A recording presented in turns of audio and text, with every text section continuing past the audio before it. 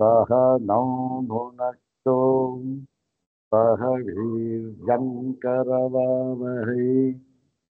तेजस्विनावधीतमस्तु मा विद्विषावहै।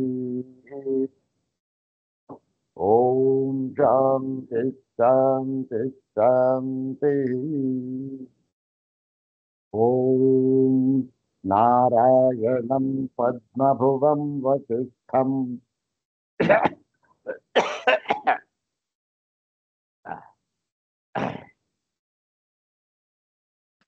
शक्तिं च तत्पुत्रपराशरं च व्यासं शुकं गौडपदं महान्तं गोविन्दयोगीन्द्रमथस्य शिष्यं श्रीशङ्कराचार्यमथस्य पद्मपादं च हस्तामलकं च शिष्यं तं तोटकं वार्तिककारमन्यान् अस्मद्गुरून् सन्ततमानतोऽस्मि शङ्करं शङ्कराचार्यं केशवं बादरायणं सूत्रभाष्यकृतौ वन्दे भगवन्तौ पुनः पुनः सूत्रभाष्यप्रणेतारौ वेदान्ताभ्यप्रभाकरौ वन्दे परस्परात्मानौ बादरायण शङ्करौ श्रुतिस्मृतिपुराणानाम् आलयं करुणालयं नमामि भगवत्पादं शङ्करं लोकशङ्करं नमामि भगवत्पादशङ्करं लोकशङ्करं वन्दे तं सच्चिदानन्दं यतिवर्यं महामतिं वेदवेदान्तसारज्ञं सद्गुरुं प्रणतोऽस्म्यहम् सदाशिवसमारम्भां शङ्कराचार्यमध्यमाम् अस्मदाचार्यपर्यन्तां वन्दे गुरुपरम्पराम्। ॐ नमो ब्रह्मादिभ्यो ब्रह्मविद्यासम्प्रदायकर्तृभ्यो वंशऋषिभ्यो नमो महद्भ्यो नमो गुरुभ्यः सर्वोपप्लवरहितः प्रज्ञानघनः प्रत्यगर्थो ब्रह्मैवाहमस्मि अधीहि भगवो ब्रह्म श्रीमच्छङ्कर भगवत् पूज्यपादमः सद्गुरुभ्यो नमः। श्री श्री सच्चिदानन्देन्द्र सरस्वती सद्गुरुभ्यो नमः। यो ब्रह्माणं विदधाति पूर्वं यो वै वेदांश्च प्रहिणोति तस्मै तन्मदेवमात्मबुद्धिप्रकाशम् मुमुक्षुर्वै शरणमहं प्रपद्ये। ॐ शान्ति शान्ति शान्तिः।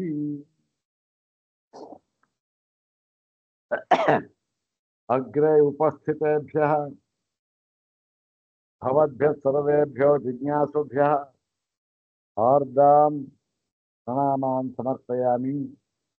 ब्रह्मसूत्र शांकर भाष्ये तृतीयाध्याये द्वितीये पादे एकसूत्रात्मकेऽस्मिन् तृतीये कर्मानुस्मृति शब्द विध्यधिकरणे कर्म अनुस्मृति शब्द विध्यधिकरणे तदुपरिबद्धम् एकमात्रं सूत्रं द्विवारं पठित्वा सूत्रार्थं तद्भाष्यभागं च यथाचार्यानुग्रहम् इदानीं विचारयामः। इदं सूत्रं पादादितः नवमं सूत्रम्। सर्वाग्रे शंकर भगवत् पूज्यपादानां प्रशस्ति श्लोकमेकं पठित्वा तेषां पादारविन्दयोः शिरसा प्रणिपत्य अनुग्रहं च प्राप्य प्रकृतम् अष्टमं प्रकृतं नवमं सूत्रं तद्भाष्यभागं च ಯಥಾಚಾರ್ಯಾನುಗ್ರಹಂ ವಿಚಾರಯಾಮಃ.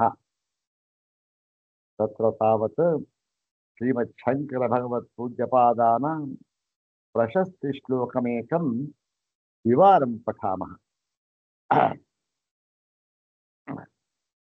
ಓಂ ಭಜೇಹಂ ಭಗವತ್ಪಾದ ಸಂಜ್ಞಂ ಶ್ರೀಶಂಕರಂ ಶಿವಂ ಭುಕ್ತಿ ಮುಕ್ತಿ ಪ್ರದಾತಾರಂ ಬ್ರಹ್ಮನಿಷ್ಠಂ ಜಗದ್ಗುರುಂ. ಓಂ ಭಜೇಹಂ ಭಗವತ್ಪಾದ ಸಂಜ್ಞಂ ಶ್ರೀಶಂಕರಂ ಶಿವಂ ಭುಕ್ತಿ ಮುಕ್ತಿ ಪ್ರದಾತಾರಂ ಬ್ರಹ್ಮನಿಷ್ಠಂ ಜಗದ್ಗುರುಂ. ಅಹಂ ಶ್ರೀಶಂಕರಂ ಭಜೆ. ಈದೃಶಂ ಶಂಕರಂ ಶಿವಂ ಶಂಕರಂ ಭಗವತ್ಪಾದ ಸಂಜ್ಞಂ ಶಂಕರಂ ಭುಕ್ತಿ ಮುಕ್ತಿ ಪ್ರದಾತಾರಂ ಶಂಕರಂ ಬ್ರಹ್ಮನಿಷ್ಠಂ ಶಂಕರಂ ಜಗದ್ಗುರುಂ ಶಂಕರಂ ಅಹಂ ವಂದೇ ಭಜೆ. ಇತಿ ಶ್ಲೋಕಸ್ಯ ಅರ್ಥ. ಸುಲಭವಾಗಿದೆ, ಇನ್ನೊಂದ್ಸರಿ ಹೇಳ್ಕೊಳ್ಳೋಣ, ನಂತರ ಈ ಒಂದು ಪ್ರಕರಣವನ್ನು ಶುರು ಮಾಡ. ಓಂ ಭಜೇಹಂ ಭಗವತ್ಪಾದ ಸಂಜ್ಞಂ ಶ್ರೀಶಂಕರಂ ಶಿವಂ ಭುಕ್ತಿ ಮುಕ್ತಿ ಪ್ರದಾತಾರಂ ಬ್ರಹ್ಮನಿಷ್ಠಂ ಜಗದ್ಗುರುಂ.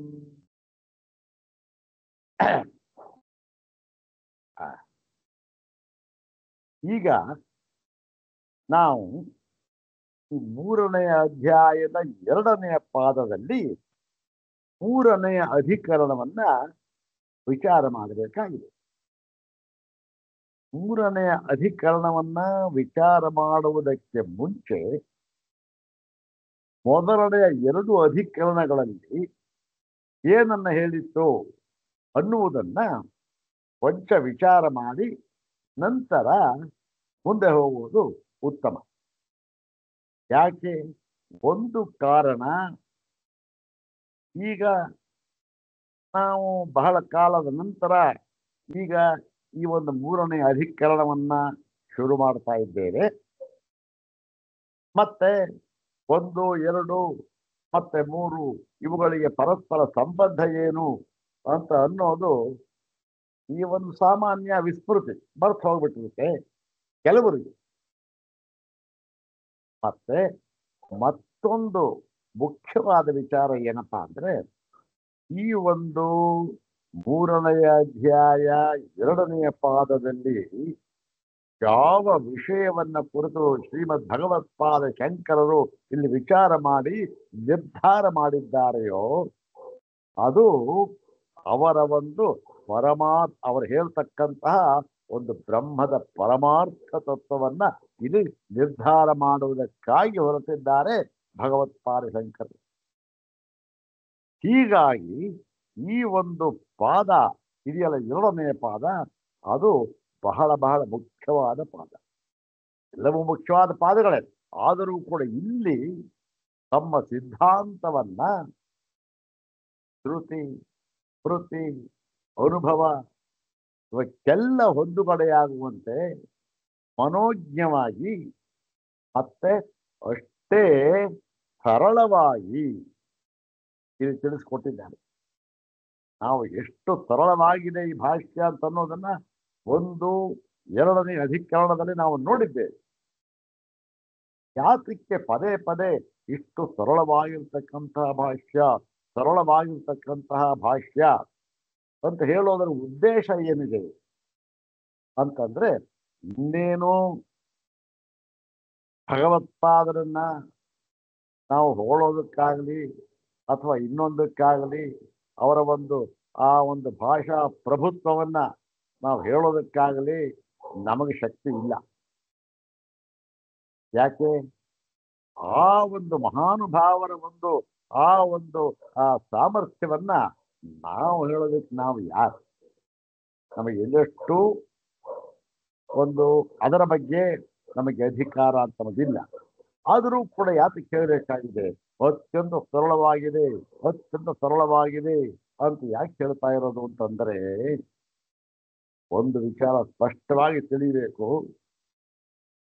ಈ ಒಂದು ಶಂಕರರು ಹೇಳಿರ್ತಕ್ಕಂತಹ ತತ್ವ ಏನಿದೆಯೋ ಅದನ್ನ ಯಥಾರ್ಥವಾಗಿ ತಿಳಿಯುವುದಕ್ಕೋಸ್ಕರ ಬಹುಮಟ್ಟಿಗೆ ಈ ಒಂದು ಭಾಷ್ಯದ ಮೇಲೆ ಬಂದಿರತಕ್ಕಂತಹ ಈ ವ್ಯಾಖ್ಯಾನಗಳಿದೆಯಲ್ಲ ಅವನ್ನ ಅವಲಂಬನೆ ಮಾಡಿ ತನ್ಮೂಲಕ ಶಂಕರ ಭಾಷ್ಯವನ್ನ ನಾವು ತಿಳ್ಕೊಳ್ಳೋದಕ್ಕೆ ಪ್ರಯತ್ನವನ್ನ ಮಾಡೋದು ಅಷ್ಟು ಸಾಧುವಲ್ಲ ಅಂತ ಹೇಳೋದಕ್ಕಾಗಿ ನೋಡಿ, ಯಾವ ವ್ಯಾಖ್ಯಾನವಾಗಲಿ ಇದಕ್ಕೆ ಬೇಕಿಲ್ಲ. ಯಾಕೆ ಭಗವತ್ಪಾದ ಶಂಕರರು ಈ ಒಂದು ಪಂಡಿತರಿಂದ ಹಿಡಿದು ಪಾಮರದವರೆಗೂ ಕೂಡ ಅರ್ಥವಾಗತಕ್ಕಂತ ಭಾಷೆಯಲ್ಲಿ ಅತ್ಯಂತ ಸರಳವಾಗಿ ದೃಷ್ಟಾಂತಗಳೊಡನೆ ತಿಳಿಸ್ಕೊಟ್ಬಿಟ್ಟಿದ್ದಾರೆ. ವ್ಯಾಖ್ಯಾನವನ್ನು ತಾವು ಓದಿ, ಎಷ್ಟು ಕ್ಲಿಷ್ಟವಾಗಿದೆ, ಓದೋದಕ್ಕೆ ಕಷ್ಟವಾಗಿದೆ. ಏನೇನೋ ತರ್ಕ, ಏನೇನೋ ಯುಕ್ತಿಗಳು, ಇದನ್ನೆಲ್ಲ ಬಿಟ್ಟು ಎಷ್ಟೋ ಅಂದ್ರೆ ಹಾಗಂತ ಹೇಳಿ ನೋಡಿ ವ್ಯಾಖ್ಯಾನ ಪ್ರಯೋಜನವಿಲ್ಲ ಅಂತಲ್ಲ. ಎಷ್ಟೋ ಸಂದರ್ಭಗಳಲ್ಲಿ ಈ ಕೆಲವು ಸಂದಿಗ್ಧ ಪರಿಸ್ಥಿತಿ ಬಂದಿರುತ್ತೆ. ಭಗವತ್ಪಾದರು ಹೇಳುವಾಗ ಭಾಷ್ಯ ಬಂದಿರುತ್ತೆ. ಮತ್ತೆ ಕೆಲವು ವಿಚಾರಗಳನ್ನ ಅವರು ಅತ್ಯಂತ ಸಂಕ್ಷೇಪವಾಗಿ ತಿಳಿಸ್ಕೊಟ್ಬಿಟ್ಟಿರ್ತಾರೆ. ಅದರ ಬಗ್ಗೆ ನಮಗೆ ಈ ಪೂರ್ಣವಾದ ಪರಿಚಯ ಭಾಷ್ಯದಲ್ಲಿ ಸಿಕ್ಕೋದಿಲ್ಲ. ಯಾಕೆ?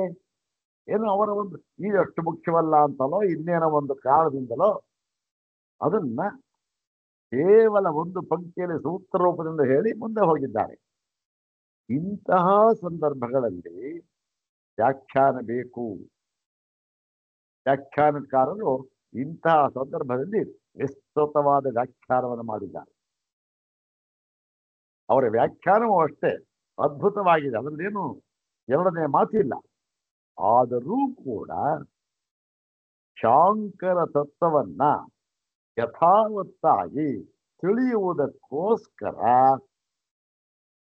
ಶಂಕರ ಭಾಷ್ಯದ ಅವಲಂಬನೆಯೇ ಸಾಕಾಗಿದೆ ಅಂತ ಹೇಳುವುದಕ್ಕೋಸ್ಕರ ಅತ್ಯಂತ ಸರಳವಾಗಿದೆ, ಅತ್ಯಂತ ಸರಳವಾಗಿದೆ ಅಂತ ಹೇಳೋದು ಅಷ್ಟೇ ಹೊರತು ಇನ್ನೇನು ನಾವು ಶಂಕರ ಭಗವತ್ಪಾದರ ಬಂದು ಆ ಭಾಷಾ ಶೈಲಿ ಇದನ್ನೆಲ್ಲ ಕುರಿತು ವಿಚಾರ ಮಾಡಿ ಓಹೋ ಇದು ಚೆನ್ನಾಗಿದೆ ಎಂಬುದಾಗಿ ನಾವು ಹೇಳತಕ್ಕಂತೇನೂ ಇಲ್ಲ. ಯಾಕೆಂದ್ರೆ ನಾವು ಹೇಳ್ತಕ್ಕಂಥ ಸಾಮರ್ಥ್ಯ ನಮಗೂ ಇಲ್ಲವೂ ಇಲ್ಲ. ಆ ಮಹಾನುಭಾವರು ಏನು ಹೇಳಿದ್ದಾರೆ ಅದು ಅತ್ಯಂತ ಸರಳವಾಗಿ ಹೇಳಿದ್ದಾರೆ, ಸುಲಭವಾಗಿ ಅರ್ಥವಾಗ ಈ ಒಂದು ದೃಷ್ಟಿಯಿಂದ ಹೇಳಿದ್ದಕ್ಕೆ. ಈಗ ಈ ಒಂದು ದೃಷ್ಟಿಯಿಂದ ಸಂಧ್ಯಾಧಿಕರಣ ಮೊಟ್ಟ ಮೊದಲನೆಯದು. ಮತ್ತೆ ಈ ತದಭಾವಾಧಿಕರಣ ಯಾವುದು? ತದಭಾವೋರಾಡಿಕೃತ ಕೃತೇರಾತ್ಮನಿಚ ಬಂತು. ಸಂಧ್ಯಾಧಿಕರಣದಲ್ಲಿ ಏನು ಹೇಳಿದ್ರು? ಸಂಧ್ಯೆ ಸೃಷ್ಟಿದಾಹಿ ನಿರ್ಮಾತಾರಂಚೇಕೆ ಪುತ್ರಾದಯಶ್ಚ ಮಾಯಾ ಮಾತೃ ಕಾತ್ರೇನಾನಭಿವ್ಯಕ್ತ ಸ್ವರೂಪತ್ವಾತ್ ಸೂಚಕಸ್ತೈರಾಚಕ್ಷತೆ ಚ ತದ್ವಿಧ ಪರಾಭಿಧ್ಯಾನಾತ್ ರೋಹಿತಂ ತಥೋ ಇತ್ಯಸ್ಯ ಬಂಧ ವಿಪರ್ಯಯೌ ದೇಹಯೋಗಾದ್ವಾಸೋಪಿ. ಅಲ್ಲಿಯವರೆಗೆ ಏನನ್ನು ವಿಚಾರ ಮಾಡಿದ್ರು? ಪರಮ ಸಿದ್ಧಾಂತವನ್ನ ಎಲ್ಲರ ಅನುಭವದಲ್ಲಿಯೂ ಕೂಡ, ಎಲ್ಲರ ಅನುಭವಕ್ಕೂ ಕೂಡ ಗೋಚರವಾಗತಕ್ಕಂತಹ ಒಂದು ದೃಷ್ಟಾಂತ ಯಾವುದು? ಅವಸ್ಥಾತ್ರಯ ದೃಷ್ಟಾಂತ. ಅದರ ಮೂಲಕ ಈ ಪರಮಾರ್ಥ ತತ್ವವನ್ನ ನಿರ್ಧಾರ ಮಾಡಿ ತಿಳಿಸುವುದಕ್ಕೋಸ್ಕರ ಈ ಒಂದು ಭಾಗ ಬಂದಿದೆ. ಹಾಗಾಗಿ ಅತ್ಯಂತ ಮುಖ್ಯವಾಗಿರತಕ್ಕಂಥದ್ದು. ಯಾವುದೋ ದೃಷ್ಟಾಂತ ಎಲ್ಲಿ ಸ್ವರ್ಗದಲ್ಲಿ ಹೀಗಾಗಿದೆ ಅಂತ ಕಣ್ರಿ, ಕೈಲಾಸದಲ್ಲಿ ಯಾರಿಗ್ ಗೊತ್ತು? ಸ್ವರ್ಗದಲ್ಲಿ ಹೀಗಿದೆಯೋ ಕೈಲಾಸದಲ್ಲಿ ಹೀಗಿದೆಯೋ ಯಾರಿಗ್ ಗೊತ್ತು? ಇಲ್ಲ, ಅದಲ್ಲ ಅವಸ್ಥಾತ್ರಯದ ಅನುಭವ, ಪ್ರತಿಯೊಬ್ಬರ ಅನುಭವದಲ್ಲಿ ಇರತಕ್ಕಂಥದ್ದು. ಇದನ್ನ ಹೇಳಬೇಕು ಹೊರತು ಮೊಟ್ಟ ಮೊದಲಿಗೆ ಸಂಧ್ಯೆ ಸೃಷ್ಟಿರಾಹಿ. ಸಂಧ್ಯೆ ಅಂತಂದ್ರೆ ಏನು? ಸಂಧ್ಯೆ ಅಂತಂದ್ರೆ ಸ್ವಪ್ನಾವಸ್ಥಾಯ. ಸ್ವಪ್ನಾವಸ್ಥೆಯಲ್ಲಿ ಸೃಷ್ಟಿ ಅಂತ ಏನಿದೆಯೋ ಯಾವ್ದಲ್ಲಿ ಅಲ್ಲಿ ರಥಾಂತರ್ಗತಿ ರಥ ಯೋಗಾಂತರ್ಗತಿ ಅನ್ಯಾನಪಿ ಸರ್ವಾನ್ ಸೃಜತಿ. ಏನೇನು ಎಲ್ಲ ಸೃಷ್ಟಿ ಮಾಡ್ಕೊಳ್ತಾರೆ. ನಮಗೆ ಕಂಡಿದೆ ಅದು. ನಾವು ಕನಸಿನಲ್ಲಿ ಏನೇನೋ ಎಲ್ಲೋ ಇನ್ನೂ ಅದ್ಭುತವಾದ ಪದಾರ್ಥವನ್ನು ನೋಡ್ತೇವೆ ನಾವು. ಇದೆಲ್ಲ ಏನು? ಇದೆಲ್ಲವೂ ಕೂಡ ಇವನಿಂದ ಸೃಷ್ಟವಾಗಿದೆ. ಅಂದ್ರೆ ಏನು? ನೈಜವಾಗಿ ನಾವು ಜಾಗೃತಿನಲ್ಲಿ ಹೇಗೆ ತಸ್ಮಾತ್ ವಾಯು ತಸ್ಮಾತ್ ಆತ್ಮನ ಆಕಾಶ ಸಂಭೂತಃ ಅಂತ ಹೇಳಿ ಆ ಒಂದು ಪರಮಾತ್ಮನಿಂದ ಆಕಾಶ, ಆಕಾಶದಿಂದ ವಾಯು, ವಾಯುವಿನಿಂದ ಅಗ್ನಿ, ಅಗ್ನಿಯಿಂದ ಅಪ್ಪು, ಅಪ್ಪಿನಿಂದ ಭೂಮಿ, ಪೃಥ್ವಿ, ಪೃಥ್ವಿಯಿಂದ ಔಷಧಿ ವನಸ್ಪತಿಗಳು, ಅದರಿಂದ ಪುರುಷ, ಅದರಿಂದ ಹೇಳ್ತೇವಲ್ಲ. ಅದೇ ರೀತಿ ಅಲ್ಲಿಯೂ ಕೂಡ ಸತ್ಯವಾಗಿಯೂ ಕೂಡ ಅಂದ್ರೆ ನೈಜವಾಗಿಯೂ ಕೂಡ ಸೃಷ್ಟಿಯಾಗಿದೆ. ಯಾಕೆ? ನಮ್ಮ ಅನುಭವದಲ್ಲಿ ಯಾರೂ ಕೂಡ ಸ್ವಪ್ನದ ಅನುಭವದಲ್ಲಿ ಕಾಣ್ತಾ ಇರ್ತಾವಲ್ಲ, ಆ ಅನುಭವವನ್ನ ಅಯ್ಯೋ ಇದು ಇಲ್ಲ ಕಣ್ರಿ, ಇದು ಸುಳ್ಳು, ಇದು ಕೇವಲ ಸ್ವಪ್ನದ ನಾನು ಕಾಣ್ತಾ ಇದ್ದೇನಷ್ಟೇ, ಇದಕ್ಕೇನು ಬೆಲೆ ಇಲ್ಲ ಅಂತ ಯಾವನಿಗೂ ಗೊತ್ತಾಗೋದಿಲ್ಲ. ಜಾಗೃತಿನಲ್ಲಿ ಹೇಗೆ ನೈಜವಾಗಿ ಅನುಭವಿಸ್ತೇವೋ ಅಷ್ಟೇ ನೈಜವಾಗಿ ಸ್ವಪ್ನದಲ್ಲಿಯೂ ಕೂಡ ಎಲ್ಲ ದ್ವಂದ್ವಗಳನ್ನು ಕೂಡ ಅನುಭವಿಸುತ್ತೇವೆ. ಆದ್ದರಿಂದ ಎಲ್ಲ ಸೃಷ್ಟಿಯು ನೈಜ ಅಂತ ಹೇಳಿದ್ರು. ಸಂಧ್ಯೆಯ ಸೃಷ್ಟಿರಾಹೈ ನಿರ್ಮಾತಾರಂಚೇಕೆ ಪುತ್ರಾಲಯೇಶ. ಎಲ್ಲವನ್ನೂ ನಿರ್ಮಾಣ ಮಾಡ್ಕೊಳ್ತಾನೆ, ಸೃಷ್ಟಿ ಮಾಡ್ಕೊಳ್ತಾನೆ ಅಂತ ಹೇಳಿ ಪೂರ್ವ ಪಕ್ಷ ಮಾಡಿ ಅದನ್ನ ಅಲ್ಲಿ ಮುಂದೆ ಹೇಳಿದ್ರು ಸಿದ್ಧಾಂತ ಮಾಡಿ ಮಾಯಾ ಮಾತ್ರಂತು ಕಾರ್ಸ್ನೇನಾನಭಿವ್ಯಕ್ತ ಸ್ವರೂಪತ್ವಾತ್. ಯಾವುದು? ಇಯಂ ಸೃಷ್ಟಿ ಕೇವಲಂ ಮಾಯಾ ಮಾತ್ರ. ಸೃಷ್ಟಿ ಅಂತಕ್ಕಂಥದ್ದು ಸ್ತ್ರೀಲಿಂಗ ರೂಪ. ಇಯಂ ಸೃಷ್ಟಿ ಕೇವಲಂ ಮಾಯಾ ಮಾತ್ರ ಅಂತ ಹೇಳಿ ಈ ಒಂದು ಸೃಷ್ಟಿ ಇದೆಯಲ್ಲ ಅದೆಲ್ಲವೂ ಕೂಡ ಮಾಯಾವಿಯು ಪದಾರ್ಥವನ್ನ ಸೃಷ್ಟಿ ಮಾಡುವಂತೆ ಇಲ್ಲಿ ಸೃಷ್ಟಿಯಾಗಿದೆ. ಇದಕ್ಕೆ ನೈಜತೆ ಇರ್ತಕ್ಕಂಥದ್ದು ಏನು ಇಲ್ಲ ಅಂತ ಹೇಳಿ ಯಾಕೆ ಅಂತ ಕಾರಣವನ್ನು ಕೊಟ್ಟು ಪ್ರಾರ್ಥನೆಯೇನ ಅನಭಿವ್ಯಕ್ತ ಸ್ವರೂಪತ್ವ. ನೋಡಿ, ಅದು ತರ್ಕಕ್ಕಾಗಲಿ ಯುಕ್ತಿಗಾಗಲಿ ಇಲ್ಲತಕ್ಕಂತಹ ಒಂದು ಸೃಷ್ಟಿಯಾಗಿಲ್ಲ. ಯಾಕೆ ಅಂದ್ರೆ ನೋಡಿ, ಆ ಸ್ವಪ್ನಾವಸ್ಥೆ ನಮಗೆ ಇರ್ತಕ್ಕಂಥದ್ದು ಎಷ್ಟು? ಒಂದು ಮುಹೂರ್ತ ಕಾಲ ಆಯ್ತು. ಒಂದು ಮುಹೂರ್ತ ಕಾಲದಲ್ಲಿ ಅಥವಾ ಒಂದು 2 ಸೆಕೆಂಡ್ ಕಾಲದಲ್ಲಿ 30 ಸೆಕೆಂಡ್ ಇಟ್ಕೊಳ್ಳಿ, ಜಾಸ್ತಿ ಇರ್ತಂಥದ್ದು. ಅಷ್ಟು ಕಾಲದಲ್ಲಿ ಇಲ್ಲಿಂದ ಹೋದ, ಅಮೇರಿಕಾಕ್ಕೆ ಹೋದ, ಅಲ್ಲಿಂದ ಬಂದ, ಮತ್ತೆ ಹುಡುಗರಾಗಿದ್ದ, ಯೌವನ ಆಯ್ತು, ಮದುವೆ ಆಯ್ತು, ಮಕ್ಕಳಾಯ್ತು, ಮೊಮ್ಮಕ್ಕಳಾಯ್ತು. ಕಾಲಾಂತರದಲ್ಲಿ, ದೇಶಾಂತರದಲ್ಲಿ ಆಗಬಹುದಾದ ಫಲಗಳು ಎಲ್ಲಾಗುತ್ತೆ? ಆ ಸಂವೃತ ಪ್ರದೇಶದಲ್ಲಿ. ಸಂವೃತ ಪ್ರದೇಶ ಅಂದ್ರೇನು? ಅತ್ಯಂತ ಈ ಲಿಮಿಟೆಡ್ ಅಂತಾರಲ್ಲ, ಆ ಒಂದು ಕಡಿಮೆ, ಅತ್ಯಂತ ಕಡಿಮೆ ಇರತಕ್ಕಂಥ ಲಿಮಿಟೆಡ್ ಸ್ಪೇಸ್ ಅಂತ ಅಲ್ಲಿ ಆಗಿರ್ತಕ್ಕಂಥ. ಅಲ್ಲಿ ಎಲ್ಲಿ ಒಪ್ಪಪ್ಪ ಭೂಲೋಕ ಅಲ್ಲ, ಸ್ವರ್ಗಲೋಕಕ್ಕೂ ಹೋಗ್ಬಿಡ್ತಾ ಇರ್ಬೇಕಾದ್ರೆ ಇವೆಲ್ಲ ಹೇಗೆ ಸಾಧ್ಯ? ಮತ್ತೆ ಭಾರಿ ವೃಕ್ಷಗಳು, ದೊಡ್ಡ ಆಲದ ಮರ ಕಲ್ಕಂತು, ಇವನಿರೋದೆಷ್ಟು? ಹೀಗೆ ಇದು ಕಾರ್ಸ್ನೇನ ಅನಭಿವ್ಯಕ್ತ ಸ್ವರೂಪತ್ವ. ಕಾರ್ಸ್ನೇಯ ಅಂದ್ರೇನು? ಯಾವ ಒಂದು ತರ್ಕಕ್ಕಾಗಲಿ ಯುಕ್ತಿ ಆಗಲಿ ಇದು ಹೊಂದುಕೊಳ್ಳೆ ಆಗದೇ ಇರತಕ್ಕಂಥ ವಿಚಾರ. ಆದ್ದರಿಂದ ಇದು ಮಾಯಾ ಸೃಷ್ಟಿ. ನಾವು ಸೃಷ್ಟಿಯನ್ನು ಒಪ್ಕೊಳ್ತೇವೆ. ಇದು ಮಾಯಾ ಸೃಷ್ಟಿ ಅಂತ ಹೇಳಿದ್ರು. ಇಷ್ಟು ಮಾತ್ರ ಓದ್ಕೊಂಡ್ರು ಕೆಲವರು. ಏನು ಈ ಒಂದು 2 ಸೂತ್ರ ಇದೆಯಲ್ಲ, 2 ಅಧಿಕರಣ ಓದ್ಕೊಂಡ್ಬಿಟ್ರು. ಓದ್ಕೊಂಡ್ಬಿಟ್ಟು ಏನ್ ಮಾಡಿದ್ರು, ಓಹೋ ಶಂಕರರು ಮಾಯಾವಾದಿಗಳು ಅಂತ ಟೈಟ್ಲ್ ಕೊಟ್ರು. ಏನು ಶಂಕರರು ಮಾಯಾವಾದಿಗಳು ಅಂತ ಹೇಳೇಬಿಟ್ರು. ಯಾಕೆ? ಅಯ್ಯ ಹೇಳಿದಾರಲ್ಲ ಅವರೇನೆ. ಮತ್ತೆ ಈ ಒಂದು ಎಲ್ಲಿ ಮಾಂಡೂಕ್ಯದಲ್ಲಂತೂ ಸ್ಪಷ್ಟವಾಗಿ ಸಿದ್ಧ ಮಾಡಿಬಿಟ್ಟಿದ್ದಾರೆ. ಕಾರಿಕೆಯಲ್ಲಿ ಗೌಡಪಾದರಂತೂ ಏನು ಅದಕ್ಕಿಂತ ಸ್ಪಷ್ಟವಾಗಿ ಎಲ್ಲೂ ಹೇಳಿಲ್ಲ. ನಾವು ನೋಡಿದ್ದೇವೆ ಅದನ್ನು, ಮಾಯಾ ಸೃಷ್ಟಿ. ಹೀಗಾಗಿ ಮಾಯವಾದ ಅಂತ ಹೇಳಿದ್ರು. ಅಲ್ಲಿ ಬರ್ತಕ್ಕಂಥ ನಂದಿರೋಧೋ ರಚೋತ್ಪತ್ತಿ ನಬದ್ಧೋ ರಚ ಸಾಧಕ ನಮ್ಮ ಮುಕ್ಷುರ್ನ ವೈಮುಕ್ತ ಇತ್ಯೇಷ ಪರಮಾರ್ಥತ ಅಂತ ಒಂದು ಕಾರಿಕೆಯನ್ನು ಓದ್ರು. ಅದರ ಭಾಷ್ಯ ಓದ್ಕೊಂಡ್ರು. ಓಹೋ ಶಂಕರರು ಶೂನ್ಯವಾದಿಗಳು ಅಂತಂದ್ರು. ನೋಡಿ ಇದು ಎಷ್ಟು ಮತ್ತೆ ಸಾಧು. ಇಲ್ಲಿ ಮಾಯಾ ಮಾತ್ರಂತೂ ಕಾಸ್ನೇ ನಾಮ ಅಭಿವ್ಯಕ್ತ ಸ್ವರೂಪತ್ವ ಅಂತ ಹೇಳಿರ್ತಕ್ಕಂಥದ್ದು ಏನು ಅಲ್ಲಿಂದ ಮುಂದಕ್ಕೂ ಓದಿಸ್ತಾರೆ. ಪೂರ್ತಿಯಾಗಿ ಓದಿ, ಆವಾಗ ಗೊತ್ತಾಗುತ್ತೆ ಶಂಕರು ಮಾಯಾವಾದಿಗಳು ಇಲ್ಲ ಯಥಾರ್ಥವಾದಿಗಳು ಅಂತ. ಇರ್ಲಿ ಆ ವಿಚಾರ ಬೇಡ.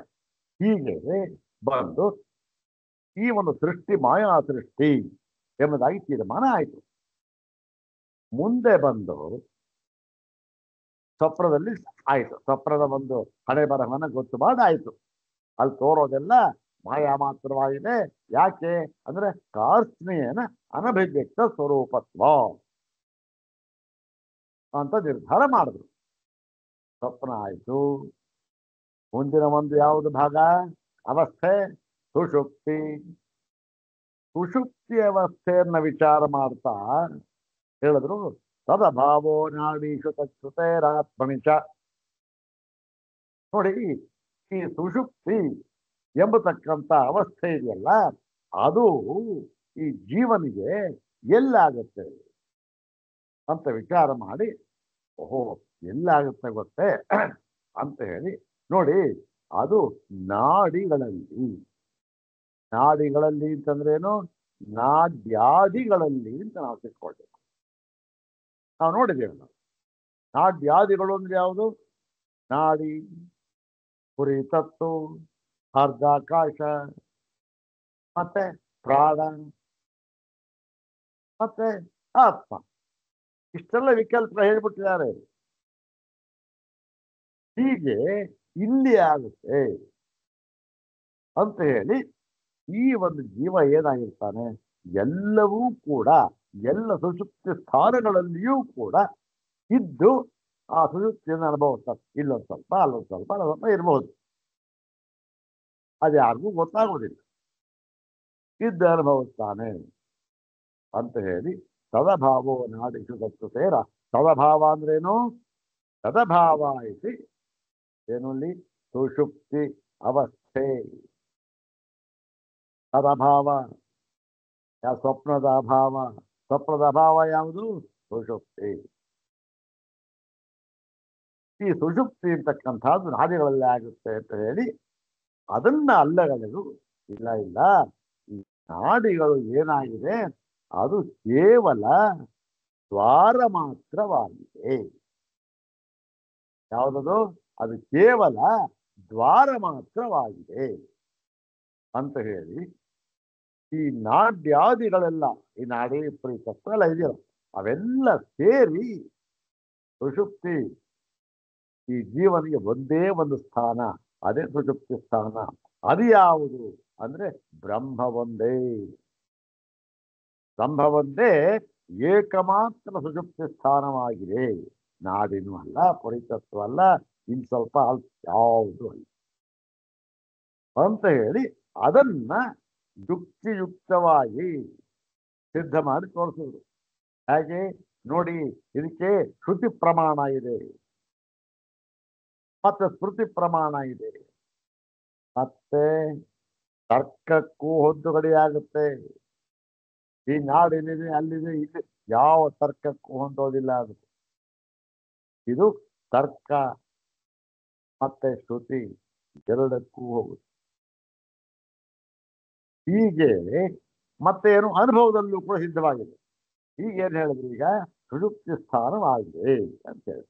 ಯಾವುದು? ಬ್ರಹ್ಮ ಒಂದೇ ಸುಷುಪ್ತಿ ಸ್ಥಾನ. ಅದಕ್ಕೆ ಉದಾಹರಣೆಯನ್ನು ಕೊಟ್ರು. ಏನಂತ ಉದಾಹರಣೆ ಕೊಟ್ಟರು? ನೋಡಿ, ಆ ಸುಷುಪ್ತಿ ಅವಸ್ಥೆಯಲ್ಲಿ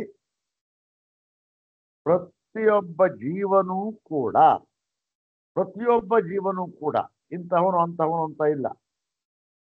ಯಾವುದು ರಾಜನಿಂದ ಹಿಡಿದು ಯಕ್ಷಿತ್ ರಂಕನವರೆಗೆ ಎಲ್ಲ ಪ್ರಾಣಿಗಳು ಎಲ್ಲವೂ ಏನಾಗಿದೆ, ಆ ಒಂದು ಅವಸ್ಥೆಯಲ್ಲಿ ಅವನು ಸತ್ತಿನೊಡನೆ ಸಂಪನ್ನಗೊಳ್ಳುತ್ತಾನೆ. ಸತ್ ಅಂದ್ರೇನು? ಅದೇ ಸತ್ಸ್ವರೂಪ. ಅದ್ಯಾವುದು? ಅದೇ ಹೇಳಿರ್ತಕ್ಕಂಥ ಬ್ರಹ್ಮದೊಡನೆ ಸಂಪನ್ನಗೊಂಡಿರುತ್ತಾನೆ ಅಂತ ಹೇಳ್ಬಿಟ್ಟು. ಅಂದ್ರೇನು? ಅಲ್ಲಿ ಬ್ರಹ್ಮ ಮತ್ತೆ ಜೀವ ಎಂಬತಕ್ಕಂತಹ ಭೇದ ಇಲ್ಲ. ಬ್ರಹ್ಮದೊಡನೆಯವನಿಗೆ ಸತ್ಸಂಪತ್ತಿ ಆಗುತ್ತೆ. ಅದಕ್ಕೆ ಶ್ರುತಿ ಪ್ರಮಾಣವನ್ನು ಹೇಳಿದ್ರು. ಬ್ರಹ್ಮದೊಡನೆ ಸತ್ಸಂಪತ್ತಿ ಆಗುತ್ತದೆ ಅಂದ ಮೇಲೆ ಏನು? ಜೀವಭಾವ ಹೋಯಿತು. ಅಂದ್ರೇನು?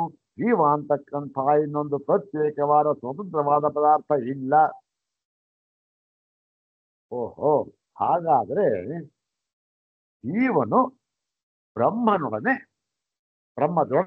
ಈಗ ನಪುಂಸಕಲಿಗೆ ಪರಮಾತ್ಮ ಬ್ರಹ್ಮದೊಡನೆ ಸೇರಿ ಹೋಗಿಬಿಟ್ಟಿದ್ದಾನೆ, ಐಕ್ಯವಾಗಿ ಬಿಟ್ಟಿದ್ದಾನೆ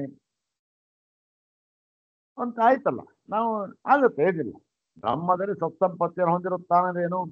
ಬ್ರಹ್ಮದೊಡನೆ ಐಕ್ಯವಾಗಿ ಬಿಡುತ್ತಾನೆ, ಏಕತ್ವವನ್ನು ಹೊಂದಿಬಿಡುತ್ತಾನೆ ಅಂತ ಹೇಳಿದಾನೆ. ಓ ಇದು ಶಂಕರ ಸಿದ್ಧಾಂತ. ಏನು? ಸುಷುಪ್ತಿಯಲ್ಲಿ ಪ್ರತಿಯೊಬ್ಬ ಜೀವನೂ ಕೂಡ ಬ್ರಹ್ಮದೊಡನೆ ಒಂದಾಗಿ ಬಿಟ್ಟಿರುತ್ತಾನೆ ಅಂತ. ಅದೇನು? ಐಕ್ಯ. ಓಹೋ, ಏನ್ ಹೇಳಿದ್ರಿ ಶಂಕರರು? ಜೀವ ಬ್ರಹ್ಮ ಐಕ್ಯವನ್ನು ಹೇಳಿದ್ದಾರೆ ಶಂಕರರು. ಒಬ್ಬ ಹೇಳಿದ. ಹೀಗಂತ ನಾವು ಹೇಳಿದ್ರೆ ಇದು ಶಂಕರರಿಗೆ ಮಾಡಿರತಕ್ಕಂತಹ ಬಹುದೊಡ್ಡ ಅಪಚಾರ ಅಂತ. ಯಾಕೆ? ಶಂಕರರು ಜೀವ ಬ್ರಹ್ಮ ಐಕ್ಯವನ್ನ ಎಲ್ಲೋ ಹೇಳಿಲ್ಲ. ನೋಡಿ, ಇವತ್ತಿನ ದಿವಸ ಎಲ್ಲ ಹೇಳ್ತಾ ಇದ್ದಾರಲ್ಲ, ಇವೆಲ್ಲ ಎಲ್ಲಿದೆ ಭಾಷೆಯಲ್ಲಿ? ನಾವು ನೋಡಿದ್ವಿ ಹೋದ ಸಂದರ್ಭದಲ್ಲಿ ಯಾವ್ದು ನೋಡಿ, ಎಷ್ಟು ಅದೆಲ್ಲಿದೆ ನೋಡಿ. ಈ ಶಿಕ್ಷಕರು ನೋಡಿ, ಆ ವಾಕ್ಯ ಬರೀತಾರೆ, ಎಷ್ಟು ಸುಲಭವಾಗಿ ಅದನ್ನು ಹೇಳಿದ್ದಾರೆ. ಏನು ನೋಡಿ, ವಾಕ್ಯನೇ ಓದ್ತಾನೆ. ಅಪಿಚ ನ ಕದಾಚಿತ್ ಅಂದ್ರೆ ಯಾವತ್ತಿಗೂ ಕೂಡ, ಯಾವ ಸಂದರ್ಭದಲ್ಲಿಯೂ ಕೂಡ. ಮುಂದಿನ ನೋಡಿ, ಜೀವಸ್ಯ ಬ್ರಹ್ಮಣ ಸಂಪತ್ತಿರ್ ನಾಸ್ತಿ.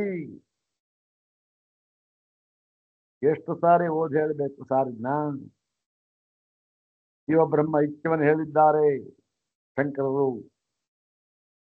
ಎಲ್ಲಿ ಹೇಳಿದ್ದಾರೆ ನೋಡಿ, ಎಷ್ಟು ಸಾರಿ ಓದಿ ಹೇಳಬೇಕಿದ್ನ? ಅಪಿಚ ನ ಕದಾಚಿತ್ ಜೀವಸ್ಯ ಬ್ರಹ್ಮಣ ಸಂಪತ್ತಿರ್ನಾಸ್ತಿ. ಯಾತಕ್ಕೆ ಸ್ವಾಮಿ ಅಂದ್ರೆ ಸ್ವರೂಪಸ್ಯ ಅನಪಾಯಿತ್ವ. ಏನ್ ತರ್ಕ, ಏನ್ ಶೈಲಿ ನೋಡಿ. ಯಾವತ್ತಿಗೂ ಕೂಡ ಜೀವನಿಗೆ ಬ್ರಹ್ಮದೊಡನೆ ಸಂಪತ್ತಿ ಎನ್ನುವುದು ಇಲ್ಲವೇ ಇಲ್ಲ.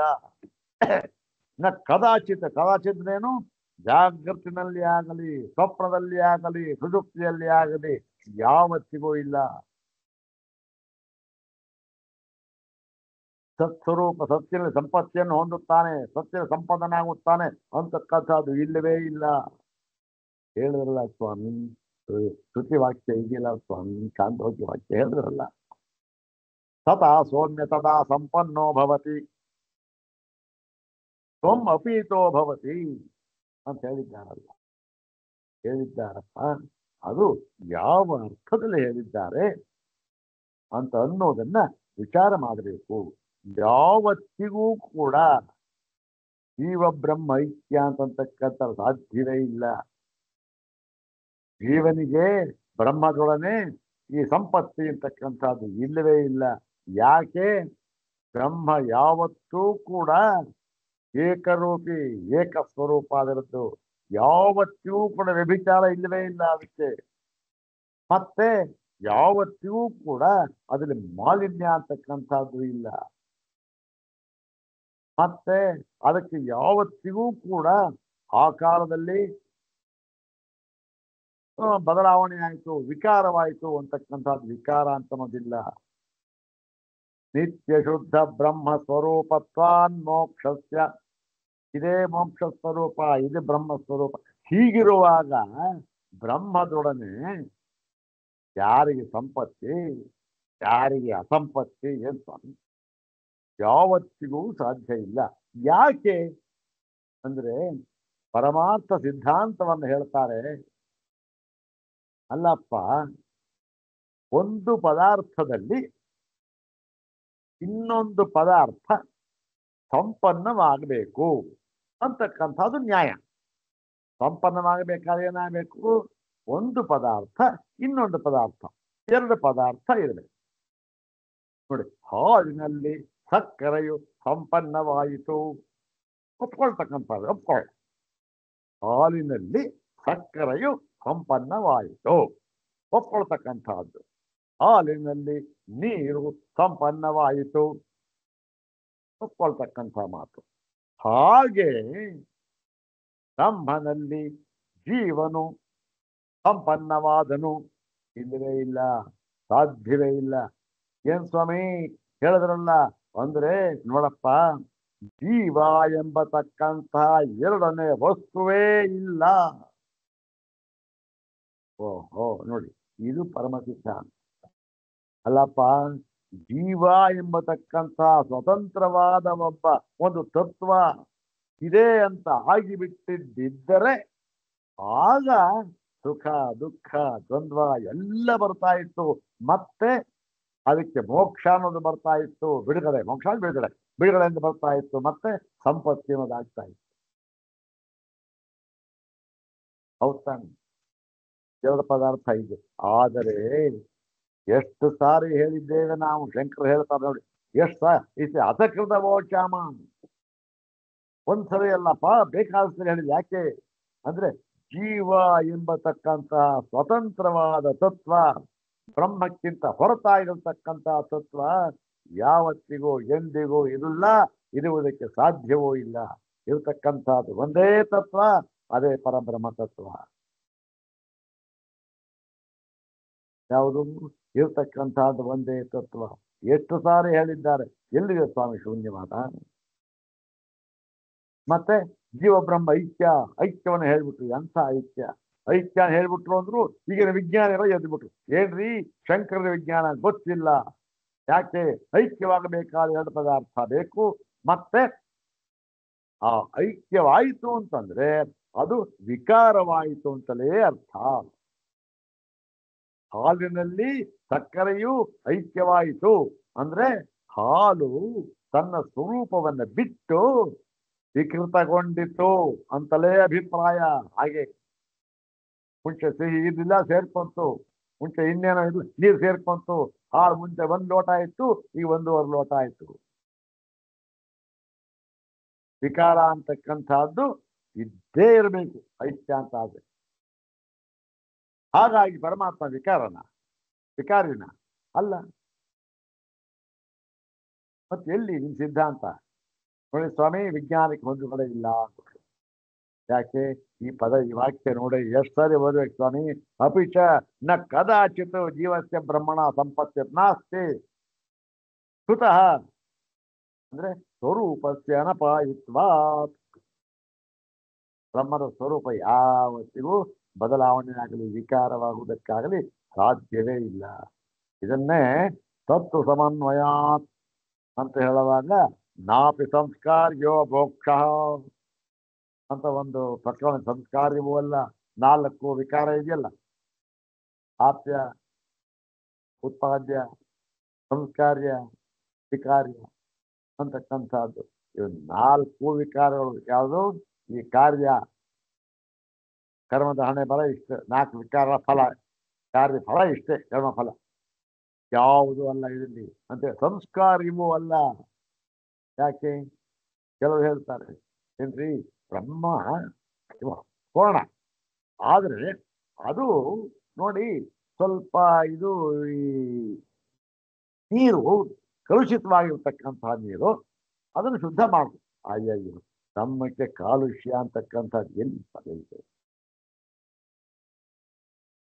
ನಾಪಿ ಸಂಸ್ಕಾರ್ಯೋ ಮೋಕ್ಷ ಅಂತ ಹೇಳಿ, ನಿತ್ಯ ಶುದ್ಧ ಚೈತನ್ಯ ಸ್ವರೂಪತ್ವಾತ್ ಬ್ರಹ್ಮಣ ಮುಂಚೆ ಎಲ್ಲ ಹೇಳ್ತು. ಇದು ಕೂಡ ಅದೇ ಹೇಳಿ. ಹೀಗೆ ಏನಾಯ್ತಿಲ್ಲಿ, ಈಗ ಈ ಒಂದು ಬ್ರಹ್ಮದೊಡನೆ ಅವನು ಸಂಪನ್ನನಾಗುತ್ತಾನೆ ಅಂತ ಹೇಳಿದ್ರು. ಸಂಪನ್ನನಾಗುತ್ತಾನೆ ಏನು? ಅವನು ಸೇರಿ ಹೋಗಿ ಬಿಡುತ್ತಾನೆ, ಬ್ರಹ್ಮವೇ ಆಗಿ ಬಿಡುತ್ತಾನೆ. ಯಾವಾಗ? ಸುಷುಪ್ತಿಯಲ್ಲಿ ಅಂತ ಹೇಳಿದ್ರು. ಸುಷುಪ್ತಿಯಲ್ಲಿ ಬ್ರಹ್ಮವೇ ಆಗಿ ಬಿಡುತ್ತಾನೆ ಅಂತ ಹೇಳಿದ್ರಲ್ಲ. ಸರಿ, ಬಂತು ದೊಡ್ಡ ಆಕ್ಷೇಪ. ಏನ್ ಆಕ್ಷೇಪ? ಅಲ್ಲ ಸ್ವಾಮಿ, ಈಗ ಸುಷುಪ್ತಿಯಲ್ಲಿ ಅವನು ಬ್ರಹ್ಮನೊಡನೆ ಸಂಪನ್ನನಾದ. ನೀವೇನ್ ಹೇಳಿದ್ರಿ ಹಿಂದೆ ಎಲ್ಲ? ಈ ಒಂದು ಬಾರಿ ಅವನು ಮುಕ್ತನಾದ, ಬ್ರಹ್ಮದೊಡನೆ ಒಂದಾದ, ಬ್ರಹ್ಮ ಸ್ವರೂಪವನ್ನೇ ಹೊದ್ದು ಬಿಟ್ಟ ಅಂತ ಆದರೆ ಅವನಿಗೆ ಪುನರಾವೃತ್ತಿ ಇಲ್ಲ. ಅಲ್ಲಿಂದ ಪುನಃ ವಾಪಸ್ ಬರ್ತಕ್ಕಂಥದ್ದನ್ನು ಅವನಿಗಿಲ್ಲ.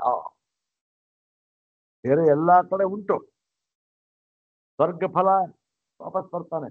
ಆ ಬ್ರಹ್ಮ ಭುವನಾಲ್ಲೋಕ ಪುನರಾವರ್ತಿನ ಅರ್ಜುನ. ಇನ್ನು ಪಂಚಾಗ್ನಿ ವಿದ್ಯೆ ಉಪಾಸನೆ ಮಾಡಿದ, ಹಿರಣ್ಯಗರ್ಭ ಪ್ರಾಪ್ತಿ ಆಯಿತು, ಅಲ್ಲಿಂದಲೂ ವಾಪಸ್ ಬಂದ. ಆದ್ರೆ ಇಲ್ಲಿ ಮಾತ್ರ ಯಾವತ್ತಿಗೂ ಕೂಡ ಬರುವುದಕ್ಕೆ ಸಾಧ್ಯವೇ, ಹಿಂದಿರುಗಿ ನೋಡೋದಿಲ್ಲ, ಬರೋದಿಲ್ಲ ಅಂತ ಹೇಳಿದ್ರು. ಏನ್ ಸ್ವಾಮಿ, ನಿದ್ದೆಯಲ್ಲಿ ಹೋಗಿದ್ದ, ಬೆಳಗ್ಗೆ ಎದ್ದು ಬಿಟ್ಟು ತಿರ್ಗಾ ಅದೇ ಹಣೆ ಬರ ಹಣೆ. ನೀವು ಹೇಳಿದ್ರಿ ನಿದ್ದೆನ ಸತ್ಸಂಪತ್ತಿ ಆಗಿತ್ತು ಅಂತ. ಸತ್ಸಂಪತ್ತಿ ಆದ್ಮೇಲೆ ತಿರುಗಿ ಯಾಕೆ ಬರ್ತಾನ ಅವನು? ಹಾಗೆ ಬರುವುದೇ ಆಗಿದ್ದರೆ ಏನಾಗಿರ್ಬೇಕು ಅವನು? ಯಾವ ಜೀವ ಆ ಪರಬ್ರಹ್ಮದೊಳಗೆ ಬಂದಾಗಿ ಬಿಟ್ಟಿತ್ತೋ, ಯಾವಾಗ ಸುಷುಪ್ತಿಯಲ್ಲಿ, ಅದೇ ಜೀವನೇ ವಾಪಸ್ ಬರ್ತಾನೆ ಅಂತ ಅನ್ನೋದಿಲ್ಲ. ಯಾಕೆ ನೋಡಿ, ಮುಂದೆ ಸೂತ್ರ ಅವನ್ನೇ ಹೇಳ್ತಾರೆ. ಒಂದು ಸಾರಿ ಒಂದಾದ್ಮೇಲೆ ಅದೇ ಒಂದು ಯಾವುದೋ ಒಂದು 1 kg ಅಕ್ಕಿ ತಗೊಂಬಂದ, ಇನ್ನೊಬ್ರು ಯಾರೋ ಒಂದು ಅರ್ಧ kg ಅಕ್ಕಿ ಕೊಟ್ರು, ಬೆರೆಸ್ಬಿಟ್ಟ ಎರಡನ್ನೂ ಕೂಡ. ಅವನು ಬಂದ, ಸ್ವಾಮಿ ನಾನು ಕೊಟ್ಟಿದ್ದ ಅರ್ಧ kg ಅಕ್ಕಿ ನಾನು ತಪ್ಪು ಕೊಟ್ಬಿಟ್ಟಿದೆ, ನಾನು ವಾಪಸ್ ಕೊಡಿ ಅಂತ ಬಂದ. ಇವನೇನ್ ಮಾಡ್ದ? ಸರಿ ತಗೊಳಪ್ಪ, ನೀನು ಕೊಟ್ಟಿದ್ದು ಅಂದ್ಬಿಟ್ಟು ಅರ್ಧ kg ತೂಕ ಮಾಡಿಕೊಟ್ಟ. ಅವನೇನ್ ಮಾಡ್ದ? ಬೇಡ, ನನಗೆ ತಗೊಳ್ಳೋದಿಲ್ಲ. ಯಾಕಪ್ಪ?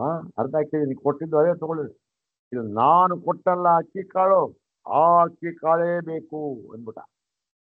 ಅಯ್ಯ, ಏನ್ ಸಾಧ್ಯ? ಎಲ್ಲಾರು ಅದಕ್ಕೆ ಅದನ್ನ ಬೇರ್ಪಡೆ ಮಾಡೋಕೆ ಸಾಧ್ಯ ಇಲ್ಲ.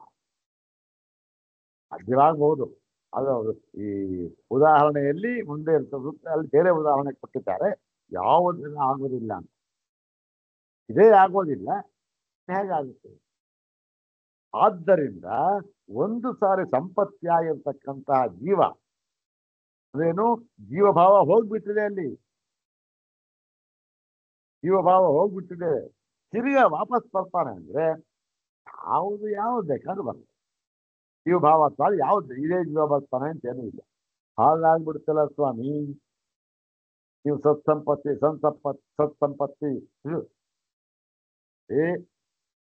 ಹಾಗೇನಾರು ಕೂಡ ಬೇರೆ ಜೀವ ಇವು ಹೋಗಿದ ಐಕ್ಯವಾಗಿದೆ, ಬೇರೆ ಯಾವ್ದು ಬಂತು ಅಂತ ಅನ್ನೋದಾದ್ರೆ ಹೋಗಿರೋನಿದ್ದಾನಲ್ಲ ಅವನು ತಿರ್ಗಾ ಬರೋಲ್ಲ ಅಂತ ಆಯ್ತಲ್ಲ. ಬರೋಲ್ಲ ಅಂತ ಆದ್ಮೇಲೆ ನಿಮ್ಗೆ ಜ್ಞಾನ ಯಾಕೆ ಬೇಕು? ಇದ್ರೆ ಹೋಗ್ತಾನಲ್ಲ ಸಾಕು. ಇದ್ರೆ ಹೋದ್ರೆ ಅವನು ಸ್ವಲ್ಪ ಸೇರ್ಕೊಂಡ್ಬಿಡ್ತಾನೆ, ತಿರ್ಗಿ ಅಲ್ಲಿಂದ ವಾಪಸ್ ಬರೋದಿಲ್ಲ. ಇನ್ಯಾತಿಗೆ ಜ್ಞಾನ? ನಿದ್ದೆ ಮಾಡಿದ್ರೆ ಬಂದ್ಬಿಡ್ತಲ್ಲ.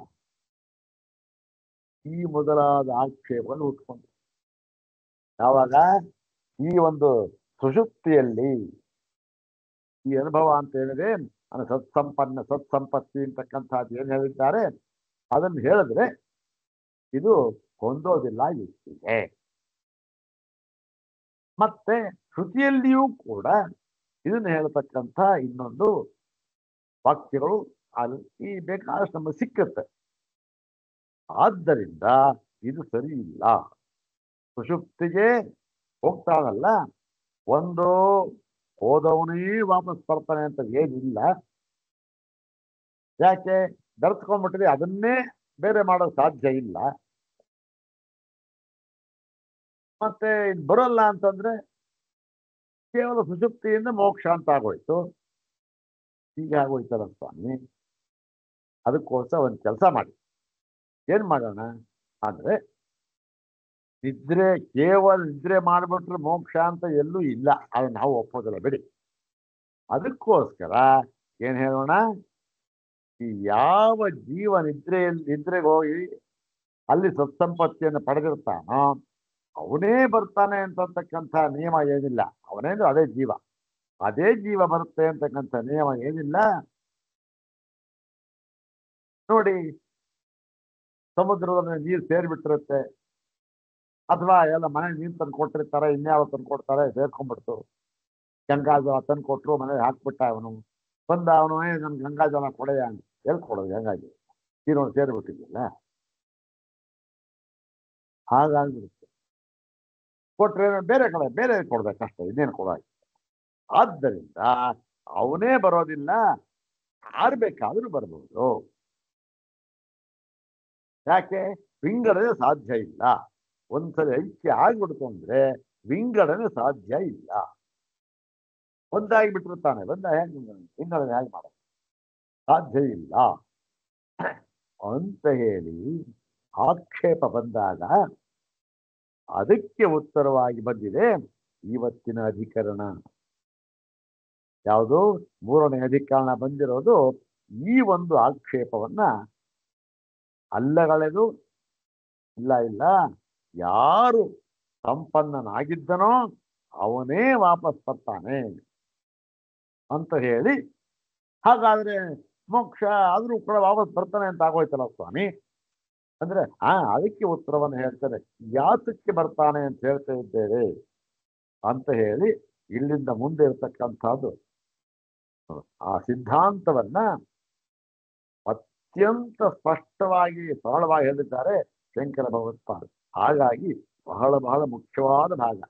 ಇಷ್ಟೆಲ್ಲ ಯಾಕೆ ಹೇಳಬೇಕಾಯ್ತು ಅಂದ್ರೆ, ಈ ಒಂದು ಹಿನ್ನೆ ಈ ಒಂದು ಭೂಮಿಕೆ ಇಲ್ದೇನೆ ನಾವು ಈ ಅಧಿಕರಣವನ್ನ ನೋಡಿದ್ರೆ ಏನು ಅಷ್ಟೊಂದು ಅರ್ಥವಾಗೋದಿಲ್ಲ.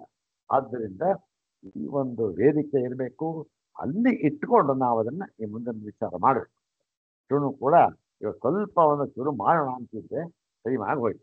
ಅದನ್ನ ಇವತ್ತಿನ ಅಧಿಕರಣ ಸಂದರ್ಭ ಗೊತ್ತಾಯ್ತು, ಸಮಯ ಚೆನ್ನಾಗಿ ಅರ್ಥವಾಗಿದೆ ಅಂತ ಅನ್ಕೊಂಡಿದ್ದೇನೆ. ಅದನ್ನು ನಾಳೆ ದಿವಸ ಶುರು ಮಾಡೋಣ. ಇವತ್ತು ಮಾಡಬೇಕು ಅಂತಿದ್ದಾರೆ ಕೇವಲ 2 ಬಾರಿ ಆ ಸೂತ್ರವನ್ನು ಮಾತ್ರ ಹೇಳ್ಕೊಂಡ್ರೆ. ಓಂ ಸ ಏವತು ಕರ್ಮಾನುಸ್ಮೃತ ಶಬ್ದ ವಿಧಿಭ್ಯ, ಓಂ ಸ ಏವತು ಕರ್ಮಾನುಸ್ಮೃತ ಶಬ್ದ ವಿಧಿಭ್ಯ ಅಂತಕ್ಕಂಥದ್ದು ಒಂದೇ ಒಂದು ಸೂತ್ರ ಇದೆ ಈ ಅಧಿಕರಣದಲ್ಲಿ. ಕರ್ಮ ಅನುಸ್ಮೃತಿ ಶಬ್ದ ವಿಧ್ಯಧಿಕರಣ ಅಂತಕ್ಕಂಥದ್ದು. ಇದನ್ನ ಅದ್ಭುತವಾಗಿ ಸಿದ್ಧ ಮಾಡಿದ್ದಾರೆ ಶಂಕರ ಭಗವತ್ಪಾದರು. ಇದನ್ನ ನಾಳೆ ದಿವಸ ನೋಡೋಣ. ಓಂ ಶಾಂತಿ ಶಾಂತಿ ಶಾಂತಿ. ಓಂ ತತ್ಸತ್.